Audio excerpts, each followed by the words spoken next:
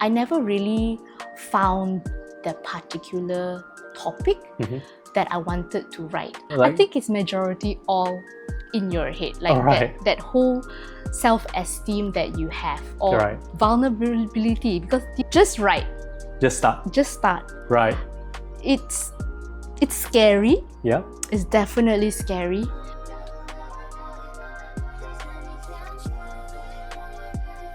Alright, hi everyone. I'm Kim. Welcome to IDC, and today here we are wanting to do a spotlight at Bee Suan, who is an aspiring writer, and not just an aspiring writer, an actual published writer. Thank you for having me. Yeah, I believe you have already started publishing 2 books. Yes, that's right. Right, maybe we could get a quick start about what those 2 books are before we just jump into everything else. Sure, definitely. Yeah. So this is actually new to me to actually introduce the books out in real life, right? So I actually published 2 books. The first one is Motherhood, The Beauty in Chaos, and the second one is Dani's World. Right. So they're actually 2 complete different set of content, to be honest. Right. The Mommyhood is really a reflection of what I have experienced as a mother over the last 4 years. Right. I mean, my daughter is 5, but this was when I started writing like a couple of years back. Ah, okay. Yeah, so this was just some lessons that I want to remind myself actually. Right. Sometimes we always go back to our own ways of how we grew up, right? Right. And it's something that we don't want to follow through, and sometimes we want to break the cycle, you know? So things like being mindful, being kind. So those are some of the lessons that I learned. I learned, and I wanted it as a reminder for myself and also a sharing to other parents. Right. Yeah. So essentially when was this published? This was published in essentially 2024.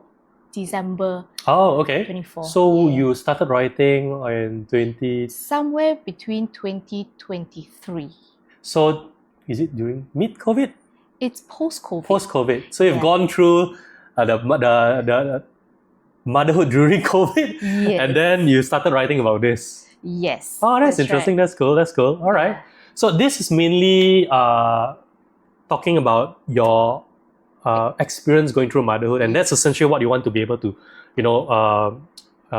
share with the world, other parents, new parents, or even like seasoned parents who are reading it. It's just more towards some lessons that is not just very structured, but more some humor and also some of the daily lessons that I found like joy in raising a child. Nice. So like, did you publish this yourself? Like how was this first published came to be?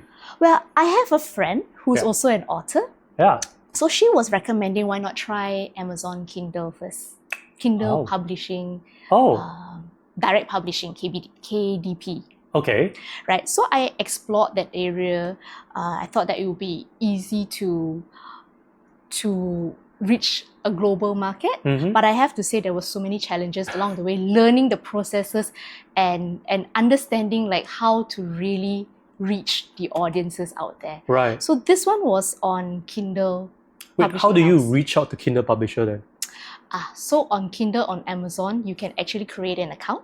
Oh, okay. So it's just online? Yes. Oh, okay. And create your own profile, create your own author's page, and you can start publishing books. The Kindle site, they have a team to... Oh, they reach out to you? They will review the books. But you can technically, even yourself, if you have something that you want to publish, you can actually put it out there. And then they will review and they will make sure that content is safe, content is right for the audience, and you can publish it there. So you can actually find my book on Amazon. On Amazon. Oh, nice. Yeah. Okay, I'll add a link later today. So that's for the first book. What about the second book then? Well, the second book is very different. It came from the perspective of my daughter's world. Right? Okay. So her name is Dani. Right. Part of her name actually. So, and these are some of the lessons that I noticed as we learn in her daily life. And a lot of times we capture videos and photos as memories. Yeah. This is where I capture some of the moments that we can't put in pictures, in photos. Right. So say like there are times where she's playing the shadows, right? So like the shadows with her soft toy. Right. And it's something that she still loves until today.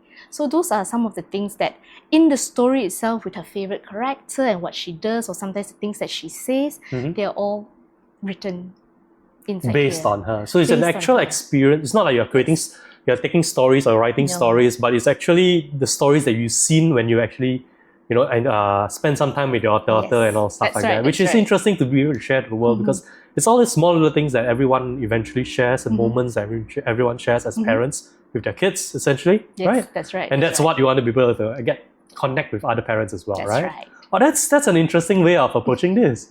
So how did you publish this? This one I went with a local publisher. I was searching around, how much a book costs in terms of the size, the paper, the coloring and all. So I settled with one publishing house in Batu Caves actually. It was a long drive from where I stay, but I decided to go and ask around and see hey, what can I do? What's the best way to go about with it? And since it's more for children as well, right? It's easy for parents to read to children or even children of any age to read. So things to consider like the thickness of the paper, the size of the book and everything, and cost. Right. Because when you self-publish, there's a lot of cost that you have to we bear have to yourself. bear. Right. So there's a lot of thinking that was involved in it. And since it's an illustrated book, that's where I collaborated with one of my friends. An artist to help to... Yeah, and she's very talented and she's really good in what she does. And fun fact about her, her son is actually 1 day younger than my daughter. Okay. So we actually did do some play dates and she did see my daughter grow up. So I felt that she was the perfect person to illustrate. Help you illustrate the book. Yes. Oh, that's cool. That's interesting. So how did it started then? Because essentially everybody says, yes, eventually I will write a book, right? And of course, they have all different kinds of genres. How did you decide okay, I'm going to take a leap of faith. This is to actually start writing the book. What's the motivation behind all these things? All right. So in my daydream, my maybe a retirement plan or something. Right. I do see it very enticing, to maybe travel to Italy or Spain and sit at those cafes at the side, maybe a glass of wine or a cup of coffee with your notebook over there and just writing, right? So that has always been a daydream. And it never occurred to me that it's not very difficult to publish your own book. You just have to take that first step, right? You just have to really take that leap of faith, like you said, right? And not to be scared of what other people might think about it. Because yes, the truth is it's scary because you're putting everything there. These experiences here is all there, right? And you're possibly worried about what other people may think. Would it be suitable for their the readership? Would it be agreeable to some people? But that's that whole challenge that you really have to take that leap, right? And it wasn't always something that I wanted to publish, about motherhood, about my daughter. It never came to me that way. It was just anything, right? And I never really found the particular topic that I wanted to write. Some people, they're really good at fantasy. Some people, they're very good at a bit more factual biography. So I wasn't sure what I wanted. So I did dabble quite a bit. Whether it's simple blogs or whether it's half-written. I have a lot of half-written stories here and there. Right. But sometimes the inspiration, the writer's block, right, is where it just stops you because you're halfway and you just have that gut feeling that no, it's not good enough, right? And this first book actually came up maybe just one step back, right? As I know parents, right? As parents, sometimes when the children, they sleep late or you just have that moment to yourself after they sleep. So it was actually all the late nights that when you're awake past midnight, right? That suddenly inspiration just struck you. Okay. So I'm not sure about you, maybe you get bathroom inspirations, right? Maybe. Yeah. So a lot of people, they get the bathroom inspiration. So mine also comes past midnight, post midnight, right? And it just came to me hey, why not? Why not just jot it down and see where it goes? And that's where I realized that hey, once you get the skeletal of what you feel like writing, and it just suddenly just comes out comes in. naturally. Yeah. I think the intention is you got started. Yeah. Rather than thinking about doing it, you actually took step one, sat down, started writing a few words, and then it all came to be, right? It is. Right. And actually, when I did post about the first book, right, about the mommyhood book, it was surprising for me that a few friends actually texted me personally and said that this is something I always wanted to do. It doesn't have to be on motherhood. It could be on anything, but they always wanted to write. And I told them, go ahead. Don't limit yourself. It doesn't take very long to just put down words. Whether it's on your phone, whether it's on your laptop, it doesn't take very, very long. So I told them, go for it. I mean, you never know where it will take you. Sounds kind of interesting. So it seems to me that you're saying that for anyone who is listening who eventually wants to start writing on their own, it's that first step, right?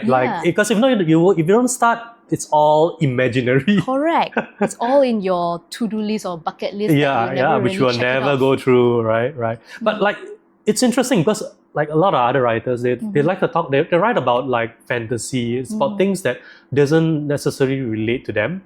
But in your situation, your first book, it's about motherhood, your own personal experience. Do you feel any sense of discomfort? Because at the end of the day, it's exposing yourself, right? Yeah. But how did you take the break through that sense of uneasiness because you're actually writing about your own personal experience? Sometimes people might be negative about this, some people might be positive about this. How have you gone through things like this? I'm still going through it, actually. Still? If someone were to say, can I get the book, or what's the book about, right? I still feel that vulnerability. Right. That they're going to nitpick, or they're going to point out certain things, or even say things like, this is not you. Since when you are so kind? Like you yell at your children, that kind of thing. I mean, not that people do say that, but it's all playing in your head. That kind of thing, right? So it still takes a reminder for myself to be kind to myself, I would say. These are my words, this is my story. And I need to be able to be accepting and to be brave about it. Right. This is a story for me to share. But have you actually experienced things like this? All the naysayers coming towards to you, or do you think is this all in your head that you think that is going to happen? I think it's majority all in your head, that whole self-esteem that you have, or vulnerability, because these are really your words. You're exposing yourself, like what you said, right? It's that would be the first blocker. That's why I think a lot of people put author's name. So don't put their real names over there, right? Because it's easier to put it out there and write it. It's like a hidden thing, right?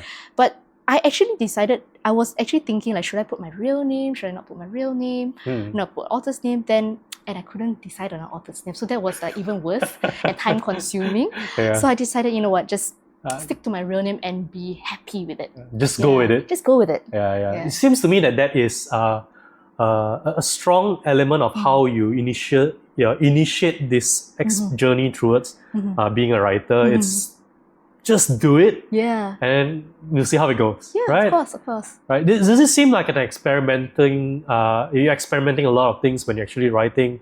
Do you do a lot of rewrites? How does that go through as you journey? Definitely, you will always rewrite it, right?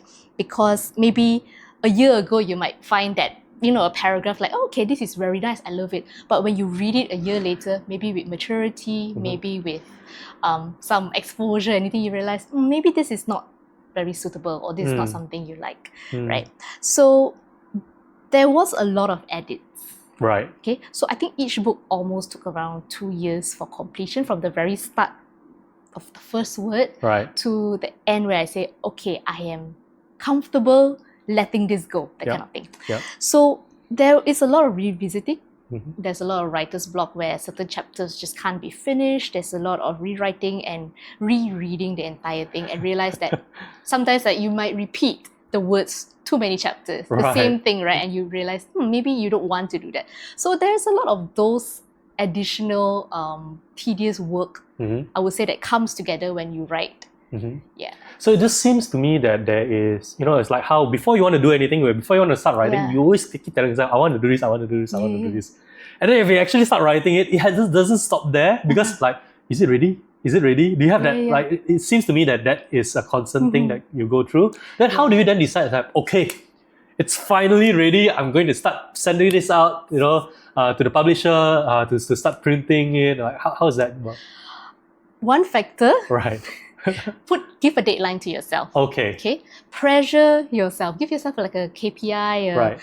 a timeline, right? That's very, very important, because when you don't have that timeline, it will just drag on. You never have that end post, right? And to be very honest with you, I wanted this book to come out last year. Actually, this was actually this was actually written before my first book. Oh, okay. So it was penned down first, like some of the ideas of how I want to structure it, it was there first. But there were some challenges here and there, and I put a pause on it first. And somehow the first book that came out just came pouring in at the right moment. The inspiration came in. Inspiration just came in very fast, right? So, what's your question again?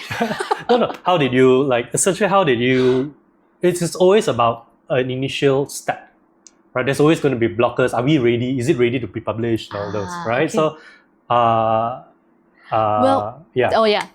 timeline. Give yourself the timeline. Right. So I have been delaying the first book, but at least hey, this is where you want to be. Is it going to be this year end? Is it going to be next year end? Have a timeline, so at least you know where you're going. And if you are more ready or maybe more disciplined, chunk it down. Like within 1 quarter, how many chapters you want to write, or what you want to accomplish within the next 6 months, that sort of thing, right? But of course, being a writer, it's not that easy that you want 3 chapters to come out. It's not as easy, or rather, maybe some people are talented, yes, but it's not as easy as it is. But I would say timeline is definitely one thing, and a gut feel. Like once you read it, take a pause, take a night off, read it again the next day, give it to someone to read, get the reaction from certain people. And the best, I think one of the most helpful things that I have for the second book, which was maybe a lesson from the first book that I published, was I gave it to friends who were in the line of teaching and educating children, especially so they are very exposed to children, as well as they love reading. So they were like potential buyers in that sense, right? So they took a read and they really gave their input. They really give certain suggestions of how to make it more appealing, or maybe certain words might be a bit too big too adventurous for children to read. So that's where all the tweaking came, and a lot of changes happened after I met with them. So it seems to me, step 1, expose to friends first. Be vulnerable there. Once you're comfortable with it, they give great feedback. That's where makes it easy for you to then publish this and expose the stories that you have to the rest of the world, right? Yes. Right. Yes. Oh, it definitely sounds like interesting. It seems to very bootstrapish, but that's essentially how it works, right? Yes, that is it. Sounds quite cool. So essentially, what's next then, right? You published the first book. The second book here, Dani's World. When was this published? This was out November 2025. This year, actually. This year? Yeah, we're saying 2025. So it's very, very new. Yes, it is. Okay. And I think what I'm grateful for, right, is that there is support from friends who purchase it for their children or for their friends' children. And one of the emotion that I did, right, was also for some who might not have people to give it to, they bought a couple of the books, right, to actually give it to homes. Like refugee homes, to schools who might want nice books, or to basically anywhere. So I'm very grateful for that kind of support that I also got. Nice. So in the next future then, are you planning is there a new book in the horizon somewhere?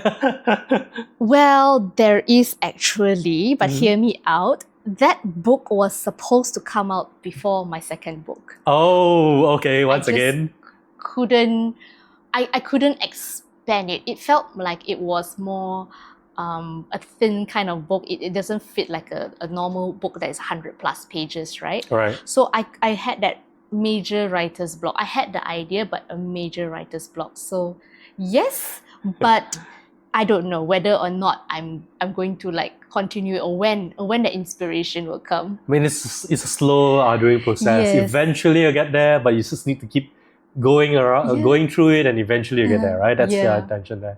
Cool. That's quite interesting. Essentially, this is on Amazon. Yeah. It's available on Amazon. Is there anywhere else you can actually buy the first book? I have another site that you can actually buy both books. So your own personal site? I won't call it my own personal site. It's a third-party website. Okay. So there you can get, for Malaysia, Yeah. you can get either of these books delivered, Yeah. a physical copy, Yeah. and it's also available on a online copy, a flip book version. Okay. Yeah. So like people can watch. You can actually read through with their kids through iPad. Is it something Yes, like that? iPad, your laptop if you want, your phone, your mobile phone. For both books. Yes. What's this website? Do you want to give a shout out on those websites? If I can remember it, Okay. it's called payhip.com/mamaberights. Sounds good. Then you can give me the link later. I'll just attach there for everybody to actually access and basically source the books. Sounds like quite an interesting thing. So for your self-published book, do you need to manage distributions as well, or it's just managing costs of printing? I think it's more of how far you want to go. What do you want to do with it? Right. That's the biggest question for yourself. Like, do you want it to reach bookstores? Do you want it just for selling online? Right. So, and then the marketing process comes as a self-publisher. That the whole marketing thing comes from yourself. You don't have a global book tour where people come and you do signing. You don't have that. Right. So it's just so much of how far do you want to go? Are you going to publish? Are you going to keep promoting it on Instagram? And every week or every day, someone looks at your stories and be like, oh, this girl and her book again. It's like, are you going to go that extent, or is it like you're going to go a bit like a B2B? Going to bookstores, or going to cafes and do a consignment basis. Right.